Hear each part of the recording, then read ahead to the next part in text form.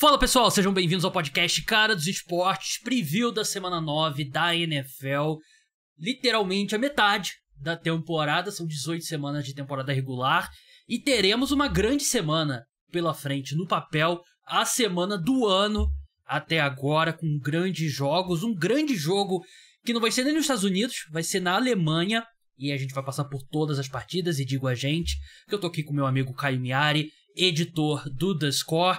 Caio, concorda que é a semana do ano, pelo menos no papel, até agora? Concordo 100%. Até difícil achar qual que é o jogo da rodada, né? Claro que você vai ter alguma preferência, mas são, se eu não estiver enganado, 4 jogos com equipes com 2 ou menos derrotas da temporada, jogando contra... Uma se contra a enfrentando, outra, né? Exatamente. Enfim, grande semana. Muito jogo importante, muito jogo que vai... Acho que daqui, como você falou, na segunda metade da temporada, quando chegar lá no final do campeonato, os jogos de hoje podem decidir questão de mando de campo, questão de quem vai ter vantagem de talvez uma folga, enfim, tem muito jogo bom essa semana pra gente falar. Verdade, concordo plenamente. A gente vai passar pelos jogos no esquema tradicional. Eu tenho feito alguns modelos diferentes de preview da rodada, dessa vez voltamos ao tradicional. Eu e o Caio vamos debater sobre as 3 principais partidas da semana. E na segunda parte a gente vai se alternar falando sobre algumas partidas. Vamos começar logo pelo Sunday Night Football, né? Sunday Night Football que vai ter Buffalo Bills contra Cincinnati Bengals. E nem precisa falar o que aconteceu na última vez que essas duas equipes se enfrentaram na temporada regular, né? Exatamente, a gente lembra aquele jogo do Damar Hamlin, né? O jogo acabou nem terminando, mas depois a gente acaba, porque na época a gente vai lembrar, né? Buffalo Bills e Cincinnati Bengals, os dois se tornaram 2 dos principais times da Conferência Americana, então a gente tinha uma expectativa muito grande quando eles se enfrentaram, que acabou tendo a tragédia com o Damar Hamlin, mas a gente acabou dando sorte que eles voltaram a se enfrentar nos playoffs, que foi quando o Cincinnati Bengals dominou, né? O Buffalo Bills já não estava mais, não tinha mesmo o momento que tinha durante a temporada regular, já estava um pouquinho para baixo, não estava encantando tanto. Já tinha um pouquinho do drama do Stephon Diggs, o Josh Allen não estava 100%, eles acabaram se enfrentando e o Cincinnati Bengals dominou nos playoffs para acabar avançando e pegar os Kansas City Chiefs. Verdade. Eu tenho falado muito sobre o Buffalo Bills nos últimos dias, nos últimos podcasts, então eu vou começar perguntando para você, Caio, você que tá perto aí, né, você mora em Toronto, assistiu um jogo recentemente, né, do Buffalo Bills, foi contra os Dolphins? Foi contra os Dolphins e eu vou na semana que vem contra os Broncos também. Aí, ó. Então ele conhece o Buffalo Bills de perto. Qual é a impressão que você tem desse time? Gabriel, a impressão é que o sentimento que o Buffalo Bills é o time de Toronto, basicamente. Então todo mundo aqui em Toronto que gosta de NFL torce pro Buffalo Bills, de um modo geral. O sentimento da maioria do pessoal aqui é que não tem como ganhar. Que a janela com o atual time meio que passou, que é um time que, enfim, tem as lesões, tem o fato do time não ter dado sorte de pegar, por exemplo, o Kansas City Chiefs e tudo mais. Então, o sentimento é que é meio que muito desacreditado. Na era de Josh Allen, desde que o Josh Allen virou bom, né, porque o começo do Josh Allen não foi tão bom, mas desde que o Josh Allen virou o Josh Allen, 2020. esse é o ano que o torcedor do Buffalo Bills está mais desanimado. Apesar do que a gente olha para o time, a gente já viu algumas grandes atuações esse ano.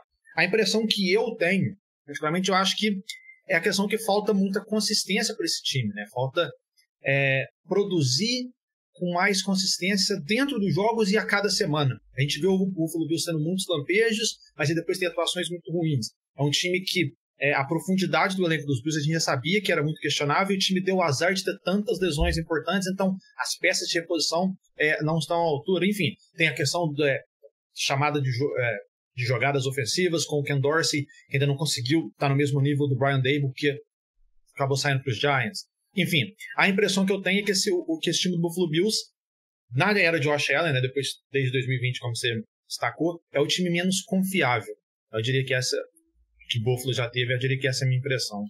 Eu concordo, acho que o time realmente, claro, as lesões, né, perdeu 2 jogadores importantíssimos, o Matt Milano e o Tre'Davious White, e tem tudo que a gente já falou 1000 vezes aqui no podcast, né, questão da profundidade, de não ter um outro segundo recebedor ali. Claro que você não vai ter 2 wide receivers no nível do Stephon Diggs, né, mas assim, um cara como é o Devonta Smith, pro A.J. Brown, ou Jalen Waddle pro Tyreek Hill, ou T. Higgins pro Ja'Marr Chase. O Buffalo Bills não tem esse cara, e eu acho que a equipe tá um pouco confusa.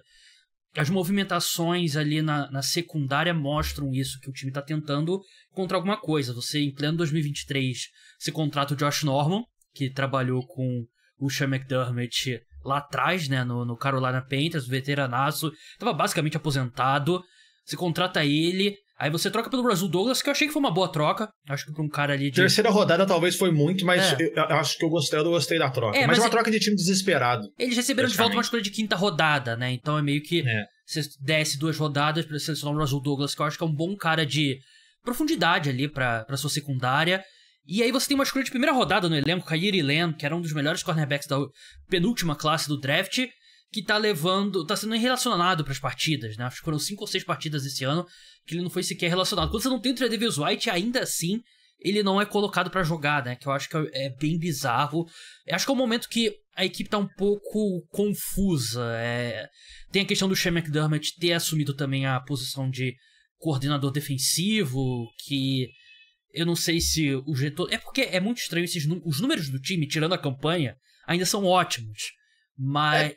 vários times da NFL, eu ia falar isso, Gabriel. Vários times da NFL queriam ter a má fase que os Bills têm. Sim. Esse time do Buffalo Bills ainda tá no top 5 da NFL em pontos marcados e pontos permitidos. É o time que tem um quarterback que tá sempre ali entre os 5 melhores da NFL. Tem um wide receiver que tá entre os 7 melhores da NFL todo ano. É um time que muito provavelmente vai estar nos playoffs mais uma temporada. E se chegar nos playoffs, o time talvez ter 2 jogos bons e ganhar momento, é um time que pode sim bater de frente com os grandes times da conferência, mas é isso que você falou. A gente toda semana parece que cria uma questão nova em relação ao Buffalo Bills. Ou na defesa, como você estava destacando, ou no ataque. Tem a questão do Von Miller, né?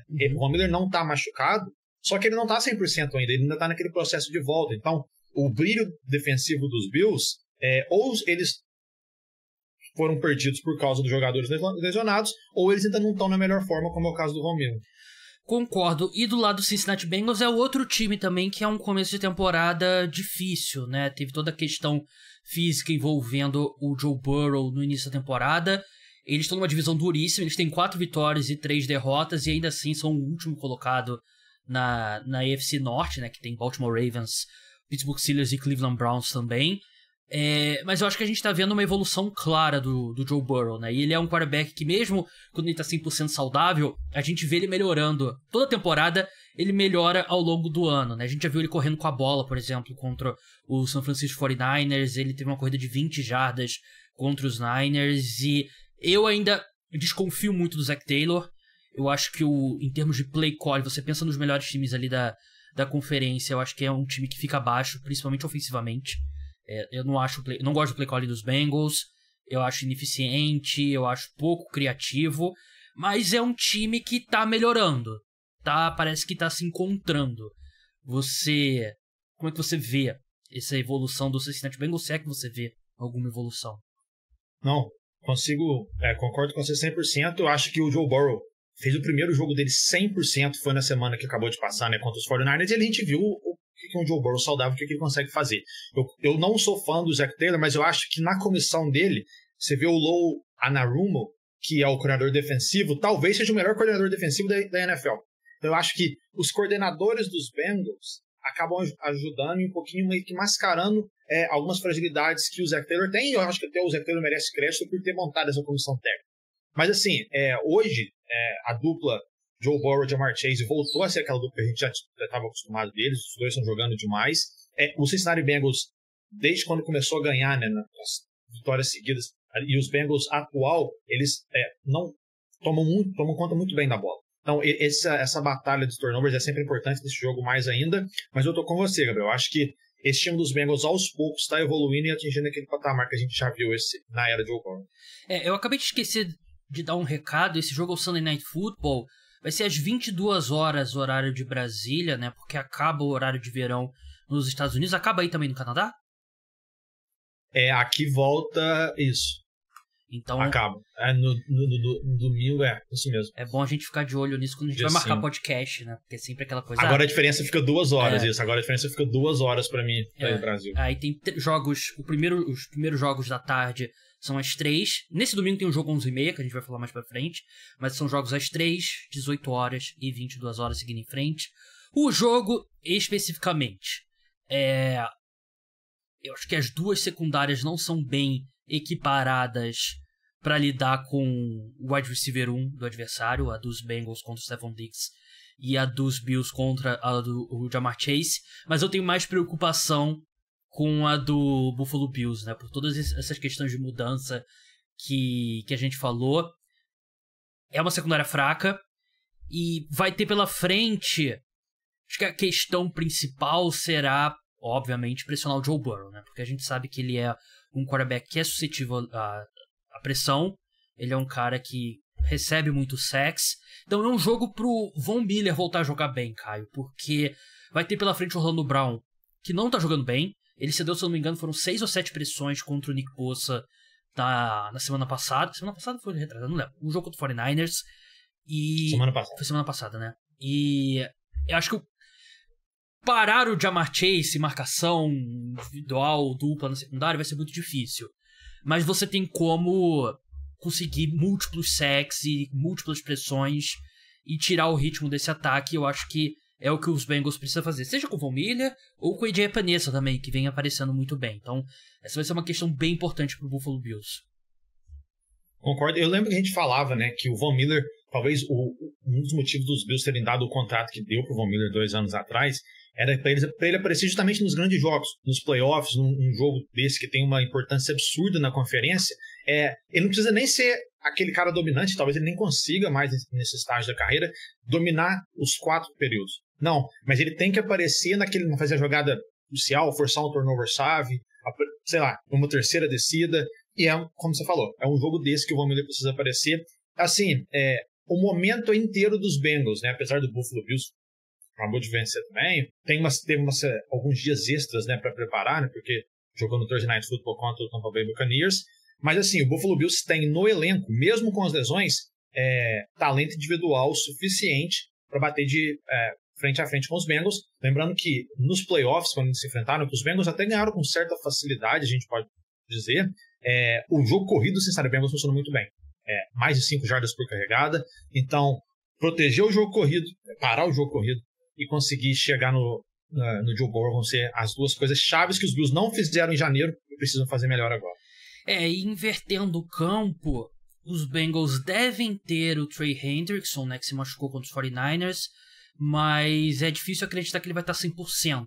E aí, ele não estando 100%, acho que é um corpo de edge rushers que não é tão profundo, né? Você tem o Trey Hendrickson e o Sam Hubbard, que é uma boa dupla. A linha ofensiva do Buffalo Bills vem jogando bem.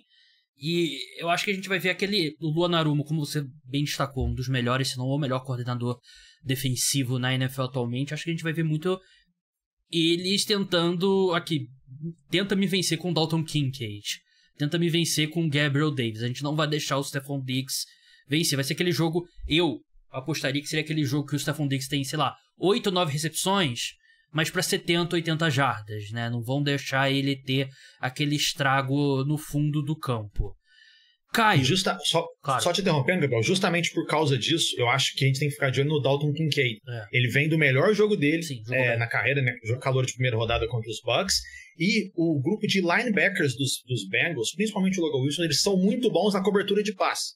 Vamos ver como que o Bills vai usar o Dalton Kincaid, que, como você falou, coordenadores defensivos muito bons, eles têm uma facilidade em conseguir parar a principal arma do adversário. Nesse caso, o Stephon Diggs para os Bills. Então, outros jogadores dos Bills, talvez o James Cook ou o Dalton Kincaid vão ter que aparecer, então esse confronto vai ser interessante também.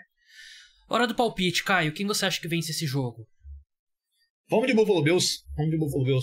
Seu time, né? Não é meu time não, mas eu quero que eles cheguem com mais momento no jogo de semana 10 que eu vou estar lá. Então vamos. Vai ser apertado e ainda não confio nesse time do Buffalo Bills, mas meu palpite vai ser um jogo, sei lá, 28-24 do Buffalo Bills. Os Bengals são favoritos por 2 pontos nas casas de aposta. Over-under 48,5. Vitória dos Bills pagando 2,10. Dos Bengals 1,76. Eu vou de Buffalo Bills também. Eu acho que o Buffalo Bills vence essa partida e vai dar uma sacudida na temporada da equipe. Vamos passar pro jogo das 11h30 da manhã. o horário de Brasília, e vai ser 11h30 da manhã, porque o jogo é na Alemanha, em Frankfurt, para ser mais exato, e um grande jogo que o pessoal da Alemanha recebeu, Miami Dolphins contra Kansas City Chiefs. Vou ser bem sincero, vocês podem falar que é inveja porque eu queria um jogo desse no Brasil. Eu fico um pouco com pena desse jogo ser na Alemanha, porque eu acho que jogo na Europa, ele acaba tendo algumas coisas aleatórias que acontecem. Acho que os dois... O próprio horário já não é aquele horário que a gente espera, ou que, no caso, o americano está preparado para assistir um grande jogo de futebol americano. O corpo dos jogadores não tá acostumado, né? E o jogo costuma deixar a desejar, né? Os jogos bons que a gente teve na Europa, a maioria na Inglaterra, é aquele jogo bom, mas é aquele jogo maluco, né? Aquele jogo doideira e tal. Então eu fico um pouco de pena, porque eu queria ver esse jogo em Miami ou em Kansas City, num cenário que os times estão acostumados. Dito isso, promete ser uma grande partida. E eu tô curioso para ver como vai ser os matchups defensivos, né? Ambos os lados. Mas vai ter o Tyreek Hill contra o Kansas City Chiefs. Os Chiefs conhecem muito bem o Tyreek Hill, né? Sabem o estrago que ele pode fazer. A secundária dos Chiefs eu acho uma secundária talentosa. E eu quero ver se o Steve Spagnuolo, que é o coordenador defensivo, vai tentar fazer alguma coisa nova contra o Tyreek Hill, porque essa questão de, vamos dobrar aqui, botar um safety, um cornerback e isso aqui, não tá funcionando com o Tyreek Hill nesse ano, porque ele passou de 1.000 jardas na semana 7, tá fazendo um ano absurdo, então eu tô muito curioso pra ver o que os Chiefs fazem contra o Tyreek Hill. Eu também. É o ataque, é o duelo, né? O melhor ataque da NFL. Correndo, passando, pontuando, mais eficiente contra uma defesa que é a segunda que menos cedeu pontos, né? A defesa dos Chiefs tem aparecido bem. Assim, e eu concordo com você. O difícil do Miami Dolphins o Miami Dolphins é um time que, por conta de lesão, roda muito a linha ofensiva e ainda assim é o time que menos sofre sacks na NFL, porque o Tua se livra muito rápido da bola, porque o grupo de wide receivers dos Dolphins é tão bom, e o Tyreek Hill é o principal deles, que eles estão sempre abertos. Então, o estilo de jogo rápido que o Mike McDaniel colocou nesse time funciona muito bem. Para você conseguir parar o ataque dos Dolphins, na teoria, tem que ser aquele sec que o crédito vai para a secundária, né? Que a secundária faz um trabalho muito grande, o quarterback tem que segurar a bola 1-2 segundos extras e aí consegue chegar. Contra os Dolphins é muito difícil de fazer isso por causa do Tyreek Hill. Muito importante vai ser a participação do Trent McDuffie. Ele é o principal cornerback dos Chiefs, ele tem feito uma temporada muito boa. O primeiro mês dele foi espetacular, ele caiu um pouquinho no YouTube, mas ainda assim segue sendo um cara muito interessante. Então, a secundária dos Chiefs não vai conseguir parar o ataque dos Dolphins, o ataque aéreo, porque eu acho que nenhum time na NFL hoje consegue fazer isso. Mas talvez se você conseguir, sabendo como o Tyreek Hill funciona, por exemplo, atrasar meio segundinho, essa pode ser a diferença pro Karl Laftz ou pro Chris Jones chegar no Tua. O Tua é um bom exemplo de como que o próprio quarterback é responsável pela pressão e sec que ele sofre, né? Porque ele se livra da bola muito rápido, com muita precisão, com um timing perfeito e às vezes passes longos, né? Uma coisa que eu percebo do Miami Dolphins é como eles conseguem avanços longos, eu digo air yards, né? Que a bola viaja há bastante tempo, mas num passe não necessariamente um drop back muito longo, né? O Tua, ele tem um jeito de colocar um arco na bola e botar bastante... Ele se livra rápido da bola, a bola faz um arco grande e dá tempo do Tyreek Hill ou do Jalen Waddle ou do Cedric Wilson correr por baixo da bola e chegar lá, né? No tempo certo, na hora certa. Então, é muito impressionante o que esse ataque do Miami Dolphins faz. O ataque tá muito encaixadinho, né, Gabriel? A sintonia, o que o Mike McDaniel fez... Você vê, ele é o técnico que mais usa movimentação para snap da NFL hoje, né? Uhum. Você vê que todo mundo sabe certinho o que vai fazer, tá tudo muito bem orquestrado no ataque dos Dolphins. É muita velocidade também, né? O pessoal sabe onde que tá e chega rápido onde tem que estar, né? Então, eu tô muito satisfeito com o que eu tenho visto do Miami Dolphins. Era meu palpite para vencer a divisão, então tô bem animado. E é o fator lei do ex, né? Tyreek Hill contra o Kansas City Chiefs, né? A gente sabe que é a maior força nos esportes mundiais. E outro... O Tyreek Hill queria que o jogo fosse no estádio Arrowhead, porque ele ia ouvir muita vai, ele sempre fala muito. Claro que ele tem uma história boa com os Chiefs, mas a torcida dos Chiefs ia pegar muito no pé dele. Era aquele caso, né? Ele ia ser muito vaiado, mas aí ele se aposenta, no ano seguinte ele ia ter a camisa dele aposentada, ia ser... todo mundo ia aplaudir ele e tal, isso é natural. Outro matchup claro, né, do outro lado do campo é o que os Dolphins farão contra o Travis Kelce. E a gente sabe que a defesa dos Dolphins não é boa. Teve o retorno de Jalen Ramsey na última semana, ele já teve uma pick six, importante. Não foi pick six, né? Foi retorno. Interceptação na Red Zone. Ele queria ter uma pick six, ele tinha prometido uma pick six e acabou não conseguindo. Ele chegou a retornar, né? Ele teve um retorno longo, se eu não me engano. Acho que ele retornou tipo 40 e poucas jardas. Não foi pick six não, é verdade. Mas será, Caio, que a gente pode ver em situação de passe o Miami Dolphins ousar e colocar o Jalen Ramsey no Travis Kelce? Eu acho que tem chance. Esse novo Jalen Ramsey, que é um cara que às vezes joga muito mais em zona do que individual, né? Eu acho que pode acontecer sim. Só que a gente sabe que o Andy Reid, ele planeja muito bem a jogada, né? Ele vai estar evitando esse lado do campo. Como você falou, a defesa dos Dolphins é um problema do time, como eles vão parar os Chiefs. Talvez seja a principal questão da semana. Então eu acho que a gente pode ver esse confronto sim. Só que o que ajuda os Dolphins nesse caso claro que ele vai estar pegando o Mahomes, né? Que é o melhor quarterback da NFL, o Travis Kelce é o melhor tight end, mas o grupo de wide receiver dos Chiefs não é um grande desafio, não tem sido um grande desafio. Então, o Miami Dolphins meio que sabe que tem que parar um jogador. Não é fácil parar esse jogador, mas não é igual, por exemplo, os Chiefs tem que se preocupar com o jogo corrido, com o Raheem Mostert, que tem feito muitos touchdowns, que tem que se preocupar com o Jalen Waddle, que tem que se preocupar com o Tyreek Hill. Não, é muito mais... O ataque dos Chiefs é mais previsível. Na teoria, na prática, parar o Mahomes não é tão fácil quanto parece, mas é um desafio menor. Tem que se preocupar quase que único e exclusivamente com o Travis Kelce. Nesse ponto eu até acho que tem alguma comparação com o Buffalo Bills, do jogo que a gente acabou de falar, né? Porque o Buffalo Bills tem uma coisa que eles fazem muito bem no ataque, que é a conexão de Josh Allen e Stephon Diggs. Os Chiefs têm isso, só que é elevado ainda, que é o Patrick Mahomes com o Travis Kelce. Eu falei no último podcast... O Travis Kelce tem jogada que ele não corre rota. Ele procura o espaço ali na marcação em zona. O Mahomes sabe, eles veem o jogo da mesma forma, veem a defesa da mesma forma, sabem onde vai estar o espaço e a bola chega lá, né? Não tem, às vezes não é a rota que o Kelce está correndo. Não é.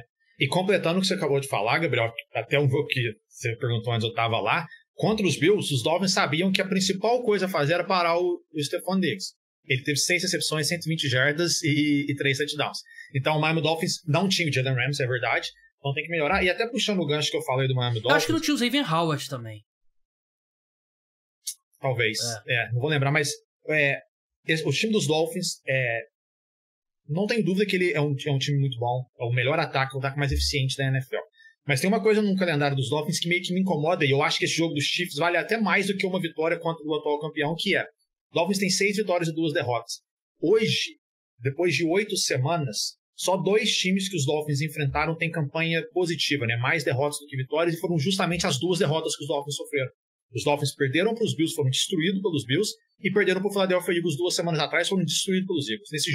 Nesses 2 jogos combinados, o Dolphins perdeu um placar junto 79-37. E esses foram disparados os 2 jogos mais difíceis que os Dolphins enfrentaram até agora. Tirando isso, teve Giants, teve Panthers, teve Broncos, que foi aquele jogo. Então, assim, os Chargers lá na semana 1 talvez tenha sido o 3º jogo. Ainda assim, o Dolphins passou apertado, mas os Chargers estão com campanha negativa e tudo mais. Enfim, eu acho que esse jogo contra os Chiefs vai mostrar ainda mais o quão preparado esse time do Miami Dolphins está. Não para chegar nos playoffs, mas a gente olha para esse time dos Dolphins que eles têm produzido, a gente está pensando se eles vão conseguir fazer algo em janeiro. Eu acho que esse jogo contra os Chiefs também vai servir para provar isso. Porque se os Dolphins tomarem mais uma sacolada dessa vez, enfim, eu vou ter mais dúvidas ainda do que esse time tem feito, porque, de novo, os 2 confrontos mais difíceis dos Dolphins no ano, o time não jogou bem. Não aguento mais as pessoas virem no meu podcast e desrespeitar a franquia New York Giants. Tá virando uma epidemia. Eles se desrespeitam só jogando, só entrando em campo eles já fazem isso, não precisa ninguém nem falar. Eu sei muito bem, pode ficar tranquilo quanto a isso. Nosso jogo contra os Jets. Um dos piores jogos de futebol americano que eu já vi na minha vida. Os Chiefs são favoritos por 1,5 pontos. Aqui não tem aquela coisa, o handicap do time da casa, que é campo neutro. Over-under 50,5. Dolphins vitória 2,5. Dos Chiefs 1,80. Caio, eu gosto muito desses 2 times. São 2 dos meus times favoritos aí fora. Quer dizer, Giants é o time que eu mais odeio na NFL, né? É o 32º no ranking, na minha preferência. Mas são dos dois times que eu mais gosto. Eu acho que vai dar Miami Dolphins. Eu acho que o Miami Dolphins tem mais armas. Eu acho um pouco decepcionante os Chiefs não ter feito nada na janela em termos de aquisição de talento na posição de wide receiver. Não que você não vai dar uma escolha de primeira rodada por um cara que é, sei lá, 15º melhor wide receiver. Mas fazer alguma coisa, tipo... Tudo bem, não vai mudar o Detroit Lions, mas... Eles trouxeram o Donovan Peoples-Jones, que é um cara que você bota pelo menos ali, te dá alguma profundidade, te dá alguma opção, né? E eu fiquei decepcionado com os Chiefs não terem se movido nessa direção. Eu acho que as armas dos Chiefs dos Dolphins serão muito pra defesa do Kansas City Chiefs, e eu acho que os Dolphins vencem. O meu palpite, eu vou de Kansas City Chiefs, Gabriel, só pelo fato que imaginar esse time dos Chiefs perdendo 2 jogos seguidos é muito difícil. O time vem de uma partida muito abaixo contra os Broncos, e eu acho que grandes times, quando tem uma atuação ruim, eles querem se provar, e ao Kansas City Chiefs, eu acho que os Dolphins têm muita chance de ganhar o jogo, sem dúvida. Só que eles vão ter que jogar. Não acho que vai ser aquele jogo que o Kansas City Chiefs vai... Eu ficaria muito surpreso se os Chiefs jogarem tão mal igual eles jogaram contra os Broncos. Eu acho que os Chiefs vão fazer um grande jogo. Os Dolphins estão preparados para fazer isso, mas eu acho que o fator marrom vai fazer diferença, então eu vou de Kansas City. A gente tá acostumado a ver time do Andy Reid meio que olhando pro próximo oponente, esquecendo um pouco do time, por exemplo, como foi com o Denver Broncos, né? E guarda algumas coisas de playbook e tal, não é... E o jogo contra os Broncos também, Gabriel, foram 2 jogos muito próximos contra os Broncos, então isso facilita um pouquinho os ajustes que os Broncos podem fazer. O Mahomes teve a questão que ele não estava 100%, né, que ele estava com gripado. Enfim, um fator que eu acho que pode complicar os planos do Andy Reid, como você falou, é o fato de estar viajando para a Alemanha. Tem essa viagem que altera muito o plano de jogo de um time. Os Chiefs, jogando internacionalmente, nunca perderam. 2 vitórias, nenhuma derrota. É o primeiro jogo da história em Frankfurt, né? Patrick Mahomes, que jogou gripado, assim como o Caio Miari está gravando esse podcast no sacrifício. E tá se saindo muito melhor do que o Patrick Mahomes se saiu contra o Denver Broncos. Claro que a pressão que o Patrick Mahomes teve foi muito menor do que de participar do podcast Cara dos Esportes. Vamos passar... Eu tive a ousadia de falar mal dos Giants com febre no podcast do dono do podcast, torce pro Giants. Ele tá delirando de febre, por isso que eu deixei. Confronto divisional, Dallas Cowboys contra Philadelphia Eagles. Primeira pergunta que eu te faço é a seguinte, Caio. Ano passado a gente viu uma corrida entre esses dois times, não só pela divisão, como pela conferência, né? Os Cowboys tiveram chance... Foram pro Wild Card, mas tiveram chance de vencer até quase o fim a conferência ter a seed número 1. Você acha que a distância dos Eagles para os Cowboys cresceu, diminuiu ou permaneceu a mesma? Eu acho que permaneceu a mesma. Eu acho que o momento talvez mude um pouquinho, mas no papel eu acho que permaneceu a mesma. Só que assim, a gente tem que olhar o momento. O Philadelphia Eagles não tem jogado bem. Tem a melhor campanha da NFL, mas não tem jogado bem. O Dallas Cowboys, a gente acabou de ver, vem de uma grande atuação contra os Rams. Então talvez no quesito momento, como que os dois times chegam para os confrontos, se a gente comparar com os confrontos do ano passado, teve um jogo que o Gardner Minshew teve que jogar com os Eagles, né? Mas eu diria que no papel a diferença é a mesma. Eu concordo com você. Eu acho que os Eagles... Acho que o conjunto não é tão bom quanto o do ano passado. E acho que a ausência do Shane Steichen faz toda a diferença. Mas eu vejo uma evolução no Jalen Hurts como passador. E é uma temporada absurda do A.J. Brown também, né? O que o A.J. Brown tá fazendo esse ano é negócio de maluco. Se não me engano, são 6 jogos com pelo menos 125 jardas recebidas, que é a maior marca na história da NFL. E vai ser uma dor de cabeça muito grande pro Dallas Cowboys, porque eu acho que mesmo que eles tivessem o Trevon Diggs, ia ser muito difícil esse matchup. Sem o Trevon Diggs, fica pior ainda, porque acho que o Daron Bland tá jogando bem, tem substituído bem o Stephon Diggs, mas ele ou o Stephon Gilmore não é um matchup favorável, né? E se eles começam a colocar uma atenção extra pro A.J. Brown, você tem o Devonta Smith também, que é um wide receiver 2 muito qualificado. A gente tá vendo o Jalen Hurts correr menos com a bola, mas eu acho que como passador ele tem feito uma temporada até melhor do que na última temporada. E por isso eu acho que o Philadelphia Eagles vence esse jogo. Eu acho que é um ataque melhor, um ataque mais confiável. E esse ataque dos Cowboys, por mais que a defesa dos Eagles não seja tão dominante quanto a gente já viu, eu não consigo comprar esse ataque dos Cowboys. Eu sei que o CeeDee Lamb vem de uma sequência boa, mas falta alguma coisa e provavelmente o que falta é a consistência do Dak Prescott. O Dak Prescott consegue tomar conta da bola, né? Melhor, por exemplo, do que o Jalen Hurts, mas isso que você falou, parece que esse time dos Cowboys em específico, toda vez que tem um grande jogo pela frente, a gente fica algo faltando, né? Sim. Quando não tem tanta pressão, Dallas Cowboys vai melhor. A gente viu o que aconteceu contra os 49ers, aí desde o confronto contra os 49ers, os Cowboys melhoraram bastante, vamos ver como é que vai fazer agora. Esse time dos Cowboys coloca os adversários em muitas situações para sofrerem turnovers.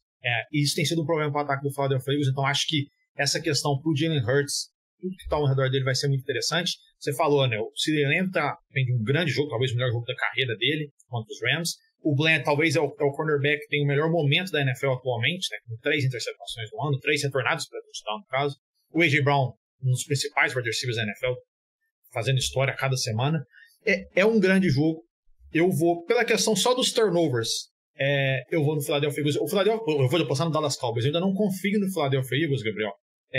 Se esse time começasse 8-1, não seria muito justo, vamos dizer assim, pelo que o time tem jogado. É a melhor campanha da NFL hoje. É um time que, sem dúvida nenhuma, pode voltar ao Super Bowl, mas eu vejo o Cowboys com mais potencial para vencer esse jogo. Talvez pela pressão. Talvez a gente não deveria estar confiando nos Cowboys, porque, como eu falei, eles sempre acabam decepcionando, né? Mas eu vou dar mais um voto de confiança para Dallas nesse jogo. Vai ser uma grande partida. Lembrando que se o Philadelphia ganha, abre ainda mais vantagem na divisão.